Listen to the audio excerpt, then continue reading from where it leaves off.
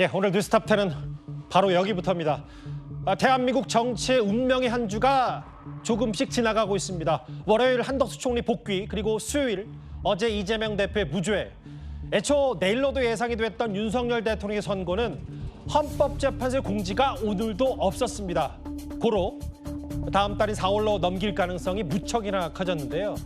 오늘 8명의 헌법재판관들은 일반 헌법소원 사건 40건을 선고했습니다. 오늘 오후 헌법재판소 현장 모습부터 잠시 만나보겠습니다. 택시 또는 택배 서비스를 이용하는 국민들을 범죄로부터 보호하고 공공의 안전을 확보하기 위한 것으로서 택시 운수 종사자, 개인 택시 사업자, 화물 운송 종사자의 기본권을 침해한다고 보기 어렵습니다. 재판관 이미선, 재판관 김영두, 재판관 조한창의 난방 온도 제한 규정에 대한 반대 의견 요지를 말씀드리겠습니다. 오늘 선고를 모두 마치도록 하겠습니다.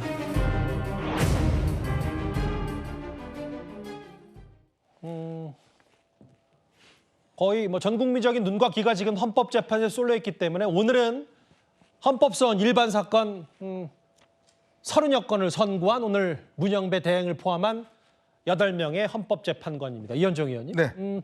오늘 화면에 보신 그대로 대통령 탄핵 심판 언제 할 건지 공지도 전혀 없었습니다. 네, 이번 주는 확실하게 이제 넘어가는 것 같습니다. 왜냐하면 이제 한덕수 총리 대행에 대한 선고를 월요일 날 했고, 그다음에 오늘 일반 사건에 대한 선고를 했기 때문에 예. 헌법재판소가 생긴 이래 일주일에 3번 선고한 전례는 없고, 예. 그리고 이제 윤 대통령 선고를 할 경우에 최소한 2, 3일 정도는 시간을 줘야 됩니다.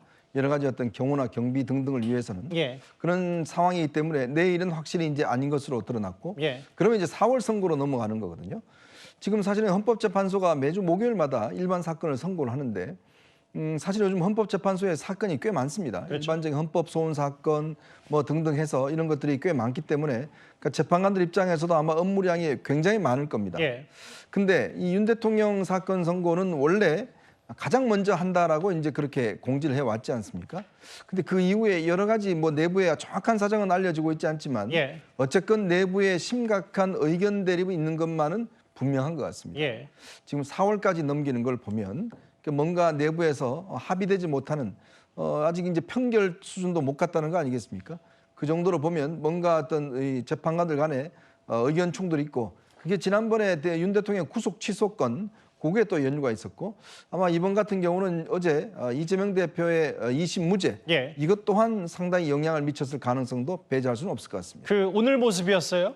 문영배 대행을 중심으로 왼쪽에 김영두 재판관, 오른쪽에 이미선, 더 정정미, 김복형, 정계선, 왼쪽에 정영식, 조한창, 이 8명의 재판관들이 일반 사건을 선고했는데, 지금 워낙 이목이 집중된 터라 저 헌법재판관들 표정 하나하나에서 지금 뭔가 어느 정도까지 평의가 진행됐고 평결까지는 갔냐 안 갔냐 두고 여러 가지 또 설왕설래들까지 있었습니다.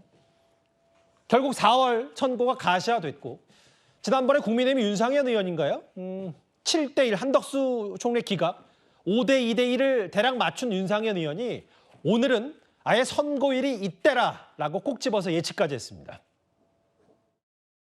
제가 들은 정보에 의하면은 이미 헌재에서는 7대1로 기각하는 것으로 결정이 나 있다고 합니다.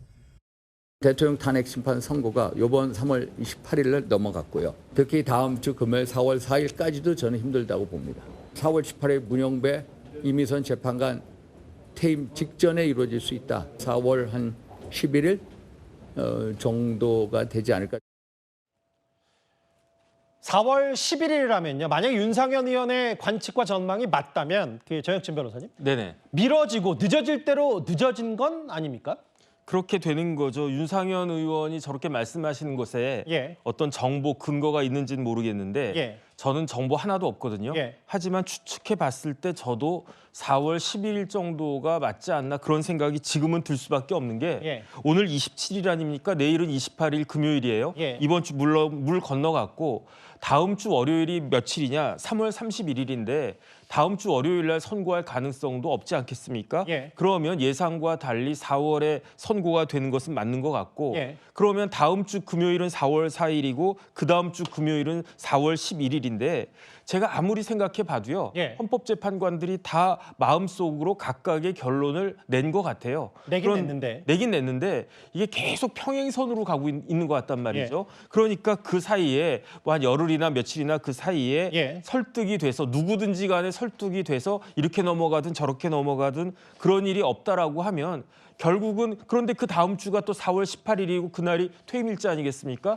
그럼 아무리 생각해도 4월 14일부터 18일 그 어간에 선고할 것 같지는 않고 그렇다라고 하면 평행선으로 계속 유지된다라고 하면 4월 11일에는 어찌됐든지 간에 선고가 날 수밖에 없지 않나? 저도 그렇게 예상이 됩니다. 여기 보면 뭐 모두 다 시나리오입니다만 그나마 가능성이 높은 부분을 저희가 주목을 하는 거겠죠. 오늘이 3월 27일 앞서 보신 대로 정기선고 40건 가까이를 소화했어요. 내일 선고는 물리적으로 어렵게 됐고 4월 2일은 또 재보궐선거가 있고 그럼 금요일 대략 통상 4월 4일과 4월 11일로 봤을 때 11일쯤 그러니까 서영주 대변인님 두 사람 퇴임하기 직전에 할 수밖에 없는 구조다. 그렇게 보세요? 그러니까 지금 날짜를 예측한다는 게 큰 의미는 없을 것 같아요. 그 전에 이제 3월 26일 이재명 대표의 어떤 2심 선고를 기준으로 해서 이게 빨리 나오냐 늦게 나오냐 이게 정치적 고려가 있냐 없냐라는 어떤 여러 가지 갑론을박이 있었는데 이제는 헌재가 뭔가 정확한 헌법에 부합되는 윤석열 대통령에 대한 인용 결정들을 낼 수 있느냐에 대한 관건이 가장 중요한 것 같고요. 아무리 봐도 합리적으로는 문영배, 이미선 이 두 분의 퇴임 전에는 이루어진다는 거는 누구나 합리적으로 추측이 가능한 부분 아니겠습니까? 10차 변론까지 하고 최종 변론까지 다 참여를 했고 평의도 오랫동안 같이 했는데 8명의 재판관 중에 설마 이 두 분이 퇴임 결정도 못하고 퇴임하게 놔두겠어요? 잠시 뒤에 보겠지만 그런 시나리오도 아예 없진 않다는 얘기도 이제 있어요. 그런 시나리오는 이제 기각이나 각하를 물리적으로 바라는 사람들이 그리는 그림인데 지난 박근혜 전 대통령의 탄핵 당시에도 이정미 재판관이 퇴임 3일을 앞두고 선고를 했죠. 그런 의미로 봤을 때는 저는 꼭 금요일에 저는 국한되지 않고 뭐 4월 8일이 될 수도 있고 4월 15일이 될 수도 있고 뭐 꼭 금요일이 아니어도 선고는 이루어질 것으로 보고 있고요. 일단은 날짜보다는 이 재판관들이 더 이상은 정치적으로 이거 오염된 거 아니야? 라는 그런 오명에서 벗어날 수 있도록 어떤 그 뭐 4월 18일 기준으로 해서 두 사람 퇴임 전에 막바지 하지 말고 너무 지금 국가가 혼란스럽고 극단에 치쳐서 지금 광화문 오는데도 그냥 다닐 수가 없어요. 이런 이 헌법소의 이 해결을 통해서 국가를 바로 좀 빨리 수습한다는 의미에서 선고기를 빨리 지정해줘서 좀 대한민국의 어떤 이 혼란상을 바로잡았으면 좋겠다. 저는 그런 말씀을 좀 드리고 싶습니다.